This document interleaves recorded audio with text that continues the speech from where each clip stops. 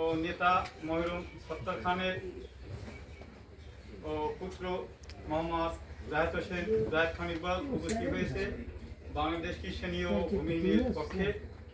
আমরা আজ থেকে 1992 সাল 16ই পৌষে আজ থেকে 30 থেকে 32 বছর এই ভূমিহীন বসা।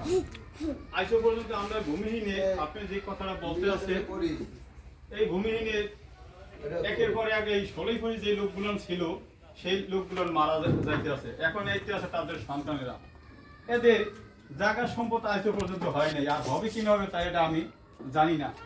তাই আপনার ভাই লিয়ার হোসেন খান এবং আপনার আব্বা সত্তার খান এই নেতৃত্বে এই রাজপুত থেকে তার নিজ নিজ বাড়ি চলে গেছে, তারা বাপ বেটার দুজন এখন আছেন আপনি। আমরা কিভাবে আপনাদের ওই ভূমিহীন 16ই পৌষের ভূমিহীন ও আমার মায়েরা ও আমার ও বয়স্ক বাবারা তারা অনেক চলে গেছে, এখন আছে আমরা তাদের সন্তানেরা। এই সন্তানের অনেকের বয়স বাড়ি হয়ে গেছে। এখন আমরা কিভাবে আপনি যে 3টা আবেষ্ট করছেন বা জানাইছেন আমরা চোখ থাকতে অন্ধ, আমরা কোন করে যাবো, কোন অবশ্যই যাবো, কোন এসিলেন্ডে যাবো এটা আমরা জানি। এই পথ দুইটা আপনি দেখাই দিবেন আর কোন কোন জায়গায় দরখাস্ত করতে হবে সেই জায়গায় আমরা সকল ভূমি যাব। যে যাবে না তার সেই ভূমিনে তালিকাটা বাদ থাকবে, তালিকাটা